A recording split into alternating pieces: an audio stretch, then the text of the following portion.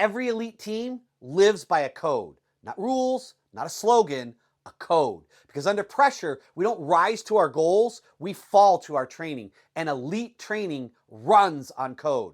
It's not a value statement, it's a decision filter under pressure. And it answers this question: what are we going to do at 5:45 on Saturday night when everything's on fire? So the question you need to ask yourself is, does your team know the code? And more importantly, do you? I'm Chris Hunsicker, and this is the Dealership War Room. 7 minutes, leadership fire, built daily, fueled intentionally, and delivered relentlessly. And today we're going to build on codes. And I just want to share with you the first time I came across the idea of a code or a creed was when I was introduced to John Wooden's code.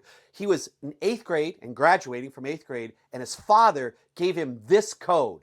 And he lived by it for the rest of his life. As a matter of fact, he kept a copy of it in his wallet until the day he died. This was the code that his father gave him. Be true to yourself. Help others. Make every day a masterpiece. Drink deeply from good books, especially the Bible. Make friendship a fine art. Build a shelter against a rainy day. Give thanks for your blessings and pray for guidance every day. Now, if that was your decision filter under pressure, do you think you'd make some pretty good choices? Think about the Navy SEALs, the All Blacks, or you on your best month ever. What makes it work? It isn't talent, and it sure isn't luck. It's clarity, standards, a shared set of non-negotiables. That's a code. But look at most dealerships. They have a pay plan. They might even have goals, but they don't have a code. So when the heat rises, behavior drops.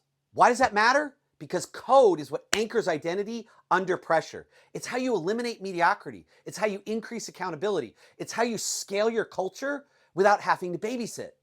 If you want your team to execute at speed, then they need something far deeper than motivation. They need to know clearly and specifically, 1, who we are, 2, how we show up, and 3, what we do when it gets hard. That is your code. And it needs to be sharp. Every elite code has 3 layers. Layer 1, identity, who are we? Layer 2, behavior, what do we do? Layer 3, your rally cry, what do we say when it gets hard? Think about the Marines, all right? What's their code? Who are we? We are elite warriors. If you're average, go join the Army. Now, how do we behave? Honor, courage, commitment. What do we say when it gets hard? Semper Fi, and you have all heard it.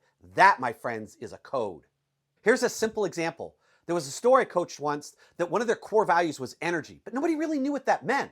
And I was sharing with them about code. I said, let's turn energy into a code. I said, what does it really mean? Specifically, what does it mean?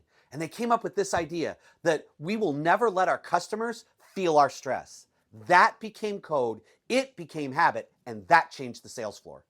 If you don't write your code, chaos will. The code is always written. You just got to decide, is it going to be by design or by default? Brick, frame, no 0 days. Yesterday, we looked at how do you own your wake. Today, write your code, because code shapes your wake and your wake shapes your culture. In my book, Unstoppable Culture, I begin the book with the story of Ryan Seaman and how he came in. He's now the general manager of Hansel Toyota, and he came in as the GSM. And in a very short period of time, he 3x sales in that store. After a year, he was at well over $1 million of front-end gross. And he and I began from the beginning to say, what's the culture that you want to build? And as we were looking at building the culture, he needed to get clarity around his code. So he read the book, 5 Dysfunctions of a Team by Patrick Lencioni. And we had every single member of the sales team, every salesperson, every sales manager read that book. Once they'd all read the book and there was fertile ground, that's when Ryan created his code. And the code is part of what built the culture that produced those results. Here's a short look at Ryan's code. And if you want a deeper understanding, I put a link in the YouTube description to a 45-minute interview I did with Ryan on how to build elite teams. But here's his code. Number 1, we own the mission. The goal isn't numbers, it's ownership. And if we're here, we carry the weight, all of us. Number 2, we raise the bar and then meet it. Standards aren't suggestions. We earn our place every day, not just once. Number 3, we choose team over comfort. We cover for each other. We sacrifice. We show up when it's inconvenient. Number 4, we protect the culture at all costs. No one gets a pass, not even top performers. We hold the line together. And number 5, We don't add to the team, we multiply it. Every new hire must raise the temperature. We invite them to come in, we vote on whether we want them, and then we own the decision once we made it. Now that is an elite-worthy code. That's worthy of the Marines, the All Blacks, or the Navy SEALs. Now that's great for Ryan, but what about you? What about your store? What about your team? How are we going to cross that execution bridge so that you can begin to build, create, or refine your current code? And I want you to start by writing down 3 behaviors that you want your team to embody every day, all the time. Not numbers, not goals, not results, not attitudes, behaviors. I want you to write them down. Then shape them into a code.